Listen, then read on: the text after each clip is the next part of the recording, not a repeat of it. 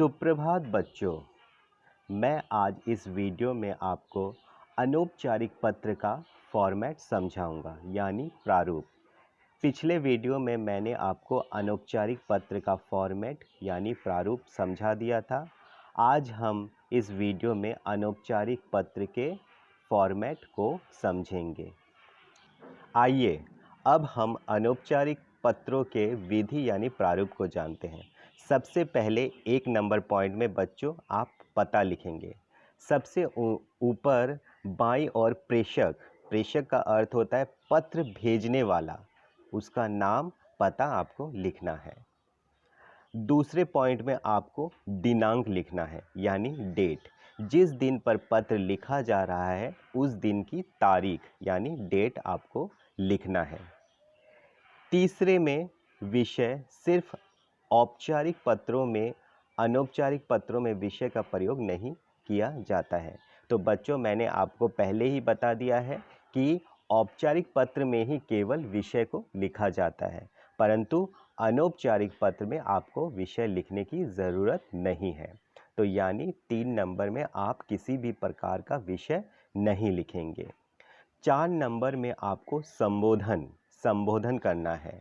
प्रापक यानी जिस व्यक्ति को पत्र लिखा जा रहा है के साथ संबंध के अनुसार संबोधन का प्रयोग किया जाता है।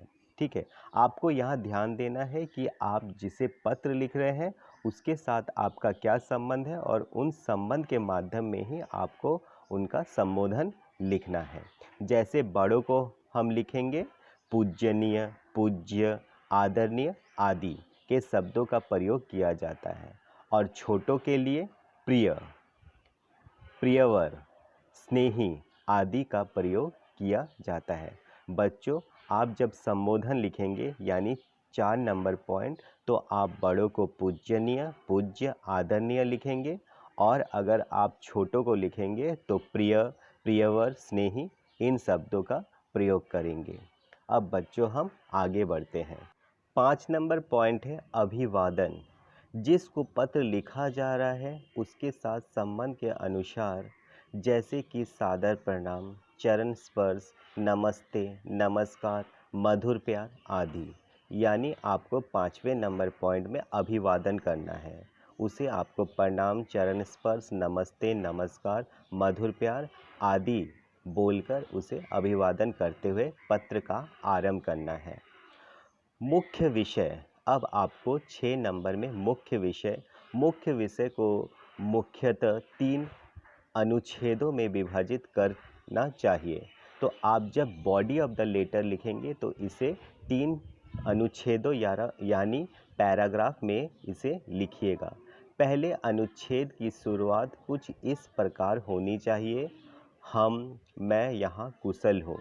आशा करता हूँ कि आप भी यहाँ कुशल होंगे। तो पहले अनुच्छेद में आप इसे विस्तारित रूप से लिखेंगे, आप अपनी हालचाल बताएंगे और भेजने वाले का भी हालचाल पता करेंगे। दूसरे अनुच्छेद में जिस कारण पत्र लिखा गया है उस बात का उल्लेख किया जाता है। तो आप दूसरे अनुच्छेद यानी दूसरे पैराग्राफ में आप किस कारण पत्र को लिख रहे हैं इस विषय की चर्चा करेंगे।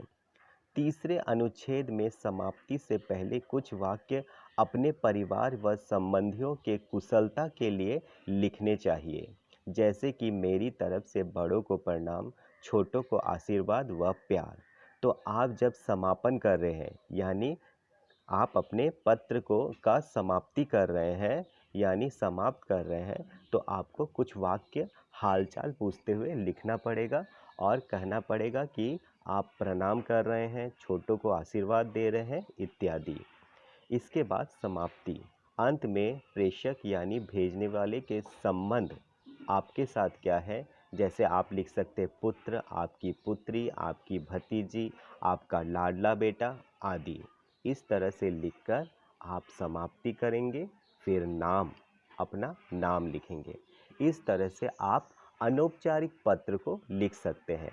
विषय आपको जो भी दिया जाए, परंतु आप इन विषयों को माध्यम से ही, इन प्रारूप को तैयार करके ही हम अपनी पत्र को लिख सकते हैं।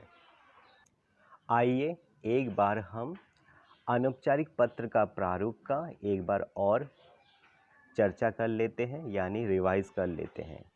आपको सबसे ऊपर लिखना पड़ेगा प्रेषक, यानी जिसे आप पत्र लिख रहे हैं या भेज रहे हैं, उसका पता। उसके बाद आपको दिनांक यानी डेट लिखना है।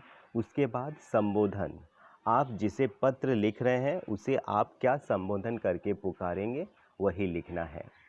फिर आप इसे आप जो पत्र का बॉडी ऑफ द लेटर है उसे 3 पैराग्राफ यानी अनुच्छेद में आप बांट लेंगे। पहले अनुच्छेद में कुशल मंगल समाचार यानी हालचाल पूछेंगे। दूसरे अनुच्छेद में आप विषय वस्तु पर आप जिस कारण पत्र लिख रहे हैं उस कारण की चर्चा करेंगे। और तीसरे अनुच्छेद में आप समाप्ति करेंगे और चरण स्पर्श, बड़ों को चरण स्पर्श, छोटों को प्यार आदि लिखेंगे। प्रासक के साथ प्रेषक का संबंध फिर आप लिखेंगे कि जो भेज रहा है और जिसे भेज रहा है इसके बीच में क्या संबंध है। अगर आप पिताजी को लिख रहे हैं तो आपका पुत्र, अपनी माताजी को लिख रहे हैं तो आपकी पुत्री, अगर आप अपने दादाजी को लिख रहे हैं कि आपका लाडला पोता। इस तरह से आप संबंध को यहाँ पर लिखेंगे। फिर अंत में प्रेषक यानी जो भेज रहा है उसका नाम। इसी तरह से आपका यह पत्र संपूर्ण तैयार हो जाएगा।